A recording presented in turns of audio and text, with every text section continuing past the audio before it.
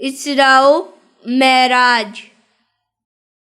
جب اسلام کی سخت اور پرخطر زندگی کا باب ختم ہونے کو تھا اور ہجرت کے بعد اطمینان و سکون کے ایک نئے دور کا آغاز ہونے والا تھا، تو وہ شب مبارک آئی جس میں حق تعالی جل شانہ نے نبی کریم صلی اللہ علیہ وآلہ وسلم کو مسجد حرام سے مسجد اقصیٰ تک اور مسجد اقصیٰ سے 7 سماوات تک سیر کروائی، جس کو اسراء اور معراج کے نام سے موسوم کیا جاتا ہے۔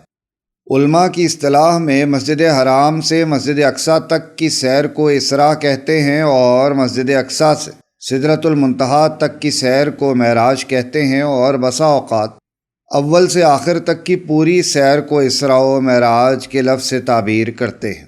علماء کا اس بارے میں اختلاف ہے کہ معراج کا واقعہ کب پیش آیا، مگر راجح قول یہ ہے کہ معراج طائف سے واپسی کے بعد رجب کی 27ویں شب میں ہوئی۔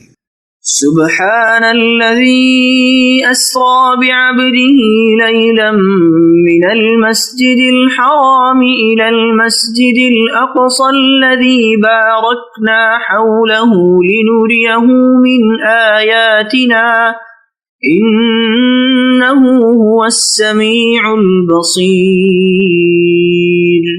ترجمہ: پاک ہے وہ ذات جس نے اپنے خاص بندے یعنی محمد صلی اللہ علیہ وسلم کو رات کے ایک قلیل حصے میں مسجد حرام سے مسجد اقصیٰ تک لے گیا۔ روایت ہے کہ حضرت صلی اللہ علیہ وآلہ وسلم مکہ میں تھے کہ آپ صلی اللہ علیہ وآلہ وسلم کے گھر کی چھت کھلی اور جبرائیل علیہ السلام نازل ہوئے۔ انہوں نے آپ صلی اللہ علیہ وآلہ وسلم کو جگایا اور مسجد حرام میں لے گئے۔ پہلے آپ صلی اللہ علیہ وآلہ وسلم کا سینہ مبارک چاک کیا، پھر اس کو آب زمزم سے دھویا۔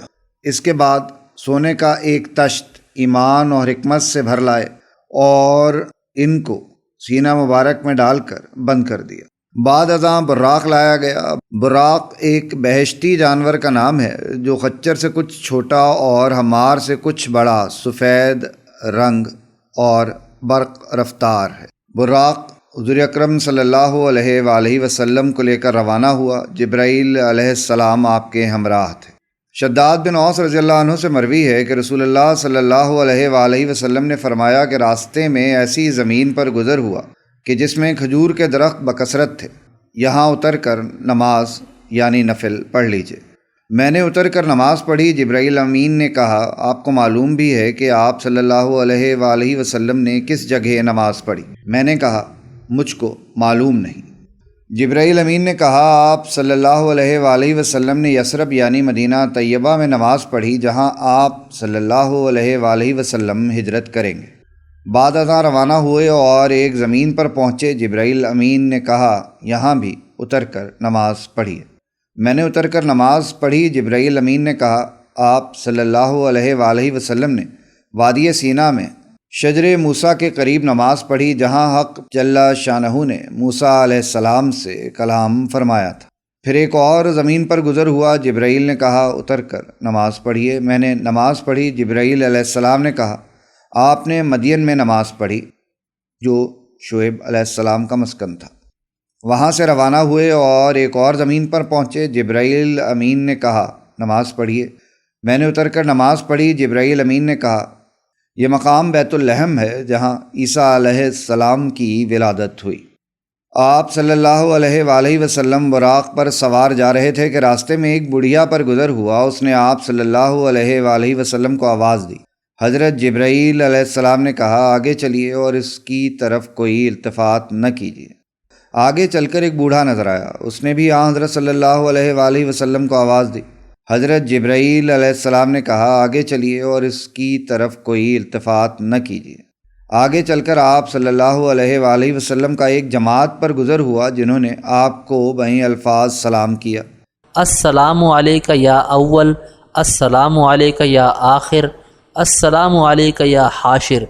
جبرائیل امین نے کہا کہ آپ صلی اللہ علیہ وآلہ وسلم ان کے سلام کا جواب دیجیے، اور بعد ازاں بتلایا کہ وہ بوڑھی عورت کے راستے کے کنارے پر کھڑی تھی وہ دنیا تھی۔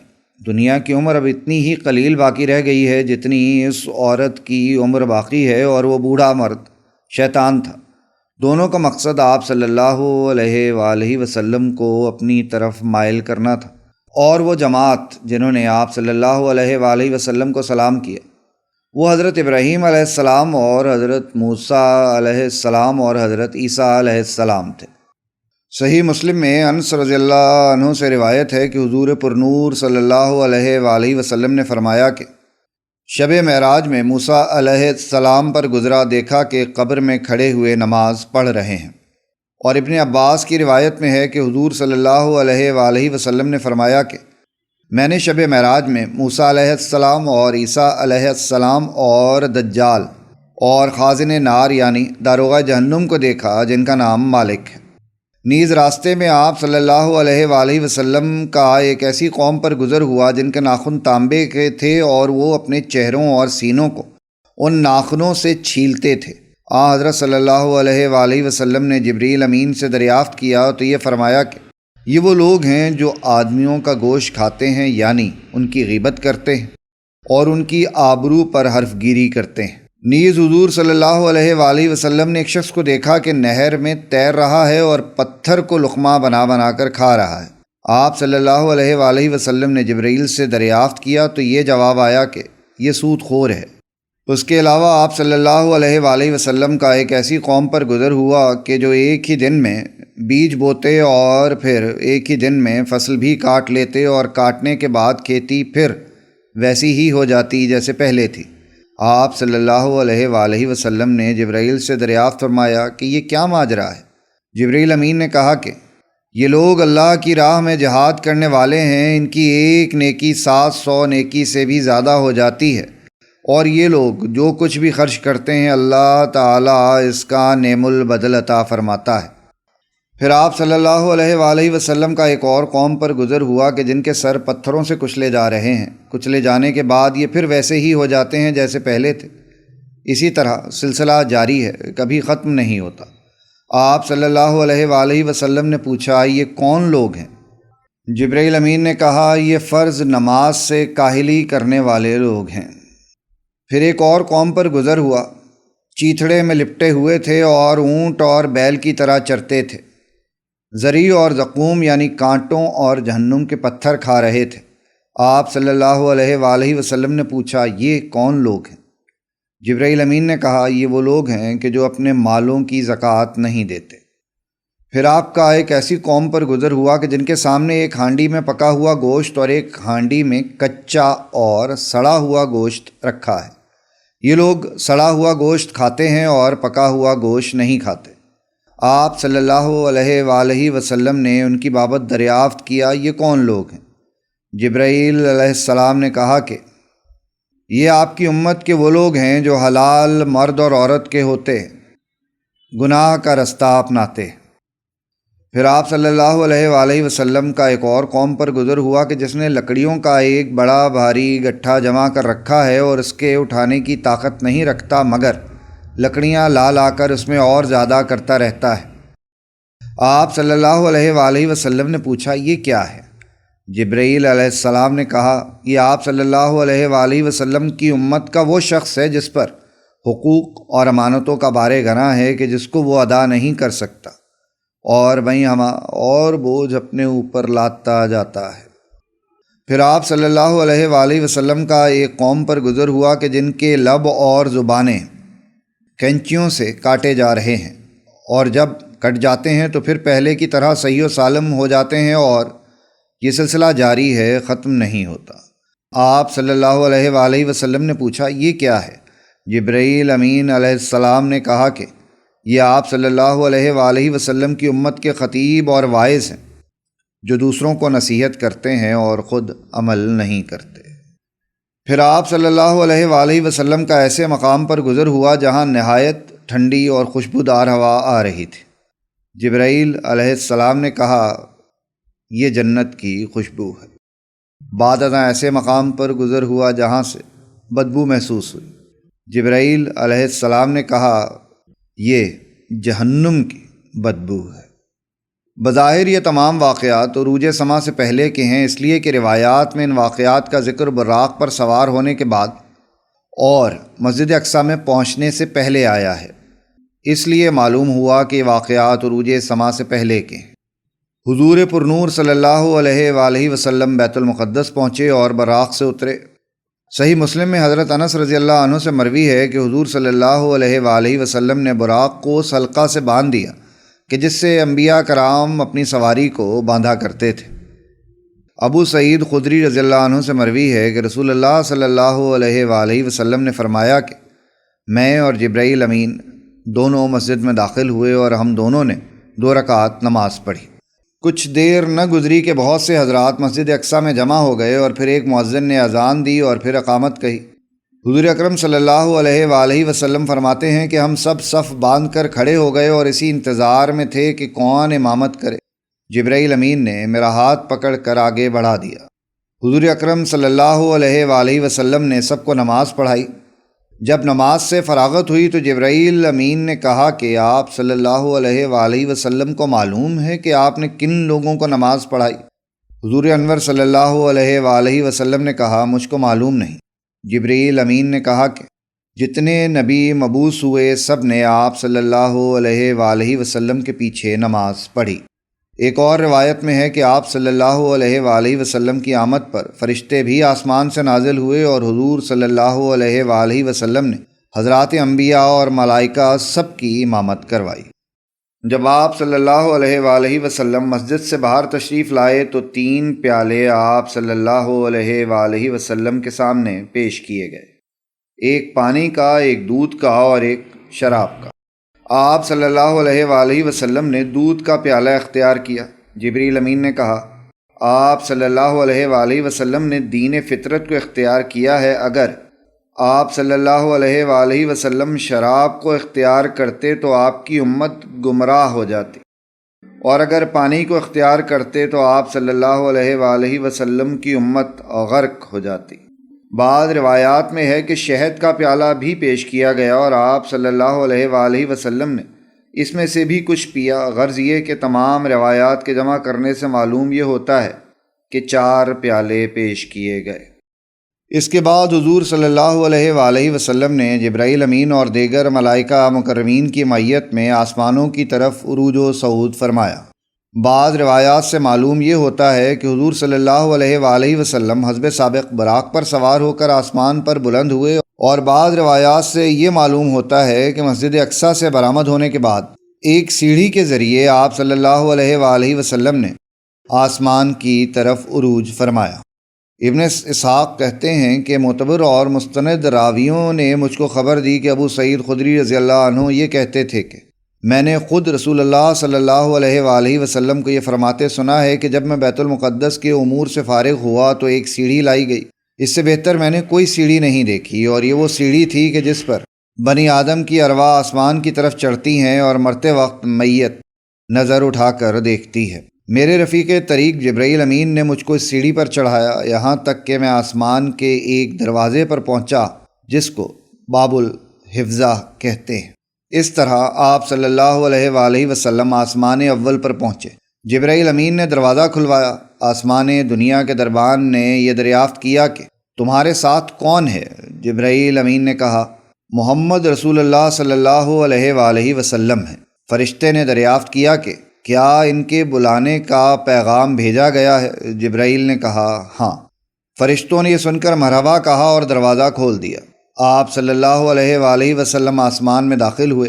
ایک نہایت بزرگ آدمی کو دیکھا۔ جبرائیل علیہ السلام نے کہا کہ یہ آپ صلی اللہ علیہ وآلہ وسلم کے باپ آدم علیہ السلام ہیں، ان کو سلام کیجیے۔ آپ صلی اللہ علیہ وآلہ وسلم نے سلام کیا۔ حضرت آدم علیہ السلام نے سلام کا جواب دیا اور کہا مرحبا بالابن الصالح والنبی الصالح، یعنی مرحبا ہو فرزند صالح اور نبی صالح کو۔ اور آپ صلی اللہ علیہ وآلہ وسلم کے لیے خیر کی دعا کی، اور اس وقت آپ صلی اللہ علیہ وآلہ وسلم نے یہ دیکھا کہ کچھ صورتیں حضرت آدم علیہ السلام کی دائیں جانب اور کچھ صورتیں بائیں جانب ہیں، اور جب وہ دائیں جانب نظر ڈالتے ہیں تو خوش ہوتے ہیں، اور جب بائیں جانب دیکھتے ہیں تو روتے ہیں۔ حضرت جبرائیل علیہ السلام نے بتلایا کہ دائیں جانب ان کی نیک اولاد کی صورتیں ہیں، اور یہ اصحاب یمین اور اہل جنت ہیں اور ان کو دیکھ کر خوش ہوتے ہیں، اور بائیں جانب اولاد بد کی صورتیں ہیں، یہ اصحاب شمال اور اہل نار ہیں، ان کو دیکھ کر روتے ہیں۔ پھر دوسرے آسمان پر تشریف لے گئے اور اسی طرح جبرائیل علیہ السلام نے دروازہ کھلوایا۔ یہاں آپ صلی اللہ علیہ وآلہ وسلم نے حضرت یحییٰ علیہ السلام اور حضرت عیسیٰ علیہ السلام کو دیکھا۔ جبرائیل امین نے کہا کہ یہ یحییٰ اور عیسیٰ علیہ السلام ہیں، ان کو سلام کیجیے۔ آپ صلی اللہ علیہ وآلہ وسلم نے سلام کیا اور دونوں حضرات نے سلام کا جواب دیا۔ بعد ازیں آپ صلی اللہ علیہ وآلہ وسلم تیسرے آسمان میں تشریف لے گئے۔ وہاں حضرت یوسف علیہ السلام سے ملاقات ہوئی۔ آپ صلی اللہ علیہ وآلہ وسلم نے فرمایا کہ یوسف علیہ السلام کو حسن و جمال کا ایک بہت بڑا حصہ عطا کیا گیا ہے۔ پھر چوتھے آسمان پر تشریف لے گئے، وہاں حضرت ادریس علیہ السلام سے ملاقات ہوئی۔ پھر پانچویں آسمان پر حضرت ہارون علیہ السلام سے ملاقات ہوئی اور چھٹے آسمان پر تشریف لے گئے، وہاں حضرت موسیٰ علیہ السلام سے ملاقات ہوئی۔ پھر ساتویں آسمان میں تشریف لے گئے، وہاں حضرت ابراہیم علیہ السلام سے ملاقات ہوئی اور یہ دیکھا کہ حضرت ابراہیم علیہ السلام بیت معمور سے پش لگائے بیٹھے ہیں۔ بیت معمور قبلہ ملائک ہے جو ٹھیک خانہ کعبہ کے مقابل میں ہے۔ روزانہ 70,000 فرشتے اس کا طواف کرتے ہیں اور پھر ان کی نوبت دوبارہ واپس نہیں آتی۔ جبرائیل نے کہا کہ یہ آپ صلی اللہ علیہ وآلہ وسلم کے باپ ہیں، ان کو سلام کیجیے۔ آپ صلی اللہ علیہ وآلہ وسلم نے سلام کیا اور حضرت ابراہیم علیہ السلام نے جواب دیا۔ بعد ازاں آپ صلی اللہ علیہ وآلہ وسلم کو سدرۃ المنتہا کی طرف بلند کیا گیا، جو 7ویں آسمان پر ایک بیری کا درخت ہے۔ زمین سے جو چیز اوپر جاتی ہے اس سدرۃ المنتہا پر جا کر منتہا ہو جاتی ہے اور پھر اوپر اٹھائی جاتی ہے، اور ملائے اعلیٰ سے جو چیز اترتی ہے وہ سدرۃ المنتہا پر آ کر ٹھہر جاتی ہے، پھر نیچے اترتی ہے، اس لیے اس کا نام سدرۃ المنتہا ہے۔ اسی مقام پر حضور صلی اللہ علیہ وآلہ وسلم نے جبرائیل امین کو اصلی صورت میں دیکھا اور حق جل شانہ کی عجیب و غریب انوارات و تجلیات کا مشاہدہ کیا، اور بے شمار فرشتے اور سونے کے پتنگے اور پروانے دیکھے جو سدرۃ المنتہا کو گھیرے ہوئے تھے۔ جنت کیونکہ سدرۃ المنتہا کے قریب ہے، جیسا کہ قرآن کریم سے معلوم ہوتا ہے، عند سدرة المنتهى عندها جنة المأوى۔ اس لیے ابو سعید خدری رضی اللہ عنہ کی حدیث میں ہے کہ حضور صلی اللہ علیہ وآلہ وسلم بیت معمور میں نماز پڑھنے کے بعد سدرۃ المنتہا کی طرف بلند کیے گئے اور سدرۃ المنتہا کے بعد جنت کی طرف بلند کیے گئے، اور جنت کی سیر کے بعد آپ صلی اللہ علیہ وآلہ وسلم کو جہنم بھی دکھلائی گئی۔ اور صحیحین میں ابو ذر رضی اللہ عنہ کی روایت میں ہے کہ حضور صلی اللہ علیہ وآلہ وسلم نے فرمایا کہ میں سدرۃ المنتہا پر پہنچا، جہاں عجیب و غریب الوان اور رنگتیں دیکھیں، مجھے معلوم نہیں کہ وہ کیا تھیں۔ پھر میں جنت میں داخل کیا گیا تو اس کے گنبد موتیوں کے تھے اور مٹی اس کی مشک کی تھی۔ بعد ازاں پھر آپ صلی اللہ علیہ وآلہ وسلم کو عروج ہوا اور ایسے بلند مقام پر پہنچے کہ جہاں صریف الاقلام کو سنتے تھے۔ لکھنے کے وقت قلم کی جو آواز پیدا ہوتی ہے اس کو صریف الاقلام کہتے ہیں، اور اس مقام پر قضاء و قدر کے قلم مشغول کتابت تھے۔ مقام صریف الاقلام سے چل کر حجابات طے کرتے ہوئے بارگاہ اقدس میں پہنچے۔ کہا جاتا ہے کہ آپ صلی اللہ علیہ وآلہ وسلم کی سواری کے لیے ایک رفرف یعنی ایک سبز مخملی مسند آئی اور آپ صلی اللہ علیہ وآلہ وسلم اس پر سوار ہوئے۔ انس بن مالک رضی اللہ عنہ سے ایک حدیث میں ہے کہ میرے لیے آسمان کا ایک دروازہ کھولا گیا اور میں نے نور اعظم کو دیکھا اور پردے میں سے موتیوں کی ایک رفرف یعنی مسند کو دیکھا، اور پھر اللہ تعالیٰ نے جو کلام کرنا چاہا وہ مجھ سے کلام فرمایا۔ الغرض نبی کریم صلی اللہ علیہ وآلہ وسلم دیدار خداوندی اور کلام ایزدی سے مشرف ہوئے۔ اس وقت آپ صلی اللہ علیہ وآلہ وسلم کو بارگاہ الہی سے 3 عطیے مرحمت ہوئے۔ سورہ بقرہ کی آخری آیتیں جن میں اسلام کے عقائد و ایمان کی تکمیل اور اس کے دور مصائب کے خاتمہ کی بشارت ہے۔ رحمت خاص نے مزدہ سنایا کہ امت محمدی میں سے ہر ایک جو شرک کا مرتکب نہ ہوا ہو کرم مغفرت سے سرفراز ہوگا، اور ندا آئی کہ امت پر 50 وقت کی نماز فرض کی گئی۔ حضرت صلی اللہ علیہ وآلہ وسلم یہ تمام احکام و ہدایات لے کر بصد ہزار مسرت واپس ہوئے۔ واپسی میں پہلے حضرت ابراہیم خلیل اللہ سے ملے۔ حضرت ابراہیم علیہ السلام نے ان احکام و ہدایت اور فریضہ نماز وغیرہ کے متعلق کچھ نہیں فرمایا۔ بعد ازاں موسیٰ علیہ السلام پر گزر ہوا، انہوں نے دریافت کیا کہ کیا حکم ہوا۔ آپ صلی اللہ علیہ وآلہ وسلم نے فرمایا کہ دن رات میں 50 نمازوں کا حکم ہوا۔ موسیٰ علیہ السلام نے فرمایا کہ میں بنی اسرائیل کا خوب تجربہ کر چکا، آپ کی امت ضعیف اور کمزور ہے، وہ اس فریضے کو انجام نہیں دے سکے گی، اس لیے اپنے پروردگار کے پاس واپس جائیں اور اپنی امت کے لیے تخفیف کی درخواست کریں۔ حضور صلی اللہ علیہ وآلہ وسلم واپس گئے اور حق تعالی شانہ سے تخفیف کی درخواست کی۔ حق تعالی نے 5 نمازیں کم کر دیں۔ پھر موسیٰ علیہ السلام کے پاس آئے، انہوں نے پھر یہی کہا۔ آپ صلی اللہ علیہ وآلہ وسلم پھر گئے اور تخفیف کی درخواست کی۔ ہوتے ہوتے جب 5 نمازیں رہ گئیں اور پھر موسیٰ علیہ السلام نے یہی مشورہ دیا کہ جائیے اور حق تعالی شانہ سے تخفیف کی درخواست کیجیے، تو آپ صلی اللہ علیہ وآلہ وسلم نے یہ فرمایا کہ میں نے بار بار درخواست کی، اب میں حق تعالی شانہ سے شرما گیا۔ آپ صلی اللہ علیہ وآلہ وسلم موسیٰ علیہ السلام کو یہ جواب دے کر آگے روانہ ہوئے۔ غیب سے آواز آئی، یہ 5 ہیں مگر یہ 50 کے برابر ہے، اور میرے قول میں کوئی تبدیلی نہیں ہوئی۔ آسمانوں سے واپسی ہوئی اور اولاً بیت المقدس میں آ کر اترے اور وہاں سے براق پر سوار ہو کر صبح سے پہلے مکہ مکرمہ پہنچے۔ خانہ کعبہ کے آس پاس رؤسائے قریش کی نشست رہتی تھی۔ آپ صلی اللہ علیہ وآلہ وسلم بھی وہی مقام ہجر میں تشریف فرما تھے۔ صبح کو آپ صلی اللہ علیہ وآلہ وسلم نے ان سے اس واقعے کو بیان کیا تو ان کو سخت حیرانگی ہوئی۔ جو زیادہ کور باطن تھے انہوں نے آپ صلی اللہ علیہ وآلہ وسلم کو نعوذ باللہ جھٹلایا۔ بعضوں نے مختلف سوالات کیے۔ ان میں اکثر شام کے تاجر تھے اور انہوں نے بیت المقدس کو بارہا دیکھا تھا اور انہیں معلوم تھا کہ حضرت صلی اللہ علیہ وآلہ وسلم بیت المقدس نہیں گئے ہیں۔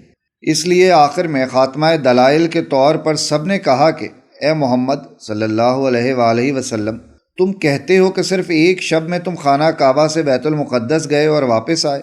اگر یہ سچ ہے تو بتاؤ بیت المقدس کی کیا حیت ہے؟ حضرت صلی اللہ علیہ وآلہ وسلم فرماتے ہیں کہ میرے ذہن میں عمارت کا صحیح نقشہ نہ تھا، بہت بے قراری ہوئی۔ اس وقت میری نگاہوں کے سامنے پوری عمارت جلوہ گر کر دی گئی۔ وہ سوال کرتے جاتے تھے اور میں بیت المقدس کی عمارت کو دیکھ دیکھ کر جواب دیتا جاتا تھا۔